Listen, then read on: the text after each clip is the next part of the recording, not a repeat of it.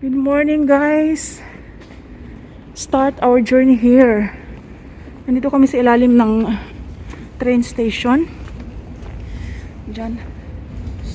Maraming bike. At kami ay pupunta sa Ballet train station. Subaru. So guys, watch until end guys sa aming journey, sa aming vlog ng araw na ito. Yan guys, wala pang tren. This train is for Asakusa. Yung pula na yan. 5:20 AM in the morning. Madilim pa po ang paligid. At nandito kami sa station. First station, mag-rides kami ng twice. Then, Ballet train station na. Bili muna kami ng inumin guys, wala pa kaming breakfast. Walang oras para mag-breakfast.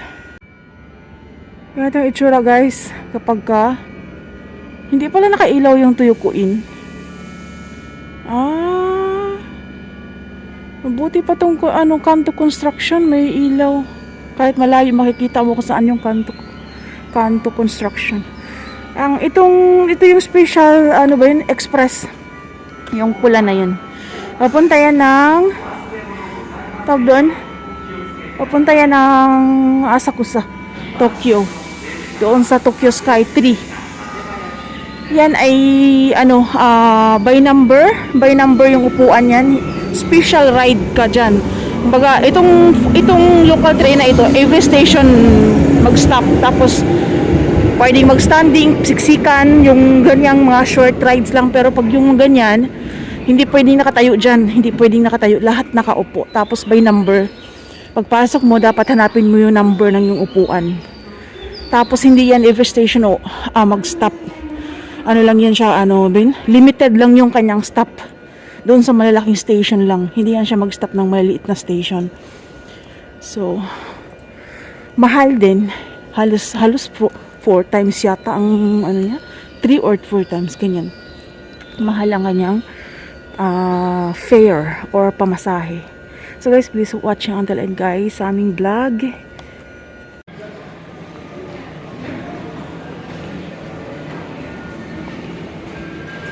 Nandito na kami guys sa sakayan ng Ballet train. At ang oras ay mag-alas 7. Tamang-tama, bili kami ng pagkain para sa baon niya. Tapos diyan sa baba niyan ay kanilang waiting area. Waiting, ano ba to? Awasiro Basyo. Ano ba yun? Saan ang convenience store dito? Wala naman eh. Hindi makita ang araw. Ang ganda. Parang ang tagal ko na hindi nakakita ng sunrise. Miya na kuchikara. Life Select Takasaki. Hindi makikita ang ang lamig. Hindi makikita ang araw dito. Ang ganda sana ng sunset, sunrise. Dari kayo mada. Suno sta kombini aru? Aru yo. Ja iko asta ni. Okay. Kaidan achi ga chikayo. Hi. Aloha. Shut up. Shut up.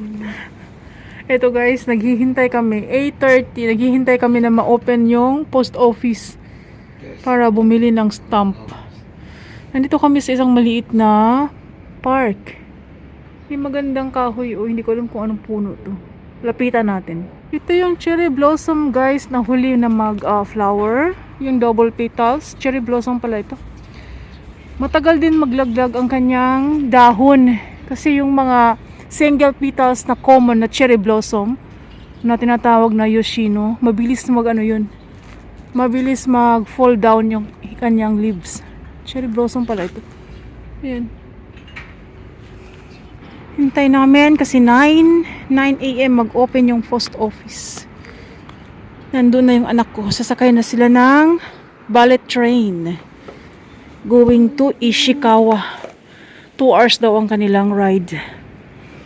Tapos sa Saturday, sunduin ulit namin siya dito kasi wala siyang kasama. Kasi yung isang kasama niya sana, hindi sumama kasi hindi nakapagbayad. Uy, aloha. Okay. Yun guys, tapos na kami sa aming obligasyon. Kami ay papunta ng Japanese restaurant or family restaurant. Ang ganda na ng kahoy, kaya lang halos lahat ng dahon nila ay bumagsak na. May event siguro dyan, oh. Or patapos na. Maraming tent. Aloha. Nagutom na siya. Isang rice bowl lang yung kanyang kinain. As a breakfast. Nasa... Nimasya kung choto suko iko? Ikanay? Ah, so ka. Sabi ko sa kanya, punta kami doon. Nagutom na to. Sasakay pa ulit kami guys ng 2 beses ng tren. Dahon guys, oh. I-zoom natin ha. Gold na siya. Ayun, kailang patapos. Buti na napakaganda ng weather. Walang hangin. Kasi kung mahangin ako, napakalamig. Isa ito sa malaki na city ng Gonma Prefecture. Maraming city ang isang prefecture. Nagagala-gala yung mga bata. Nursery, buna ko na. Tumawid siya. Kahit naka-red na, tumawid siya. Kakatakot. Oo, so. Ano to? Wala guys, mayroong malaking kalabaw. Kalabaw nga ba to? Nikore Oshi. Ang laki niya, oh. Grabe, ang galing gumawa. Sinong gumawa ito? Tapos meron siyang suso. 4 na piraso. Hindi ka kunay. Tapos meron doon. Mga nursery ang mga bata. Ang laki niya, oh. Ano to? Ano ng palay? Oh. Such a huge one. Ang cute. Sino nag-art kaya nito? Virgin cow daw ang tawag nito guys. Naku, patay tayo dyan. Virgin cow. Gawa ni Yuma Matsumoto. Ang pangalan niya ay Virgin cow. Profile ng taong ito is 1979 siya pinanganak. Si Yuma Matsumoto. Sashin tori tayo dyan eh. Ne, suko dyan ma. Sugoi. Keep watching guys. Ay, Sanji yung bang. Tote kudasai. Cute. Nya. Kawaii. Ito na pong order namin. Dinala na ng pusa. Ay, gambate. Ato okay na. Ay. Ay. Arigato niya. Bye. Bye niya. Ang cute. So, yun guys, ang aming breakfast. Kore ano? So, miso shiru. Natto nai kara daijoubu. Kore iranai. Ayaw daw niya nito. Akin na lang. Akin na lang. Miso shiru nomun da yo. Ne, miso shiru gurai dami tabi na ito. Naman na ito. So, ayan guys, ang aming food. Ang pangit ng capture dito ng camera kasi madilim.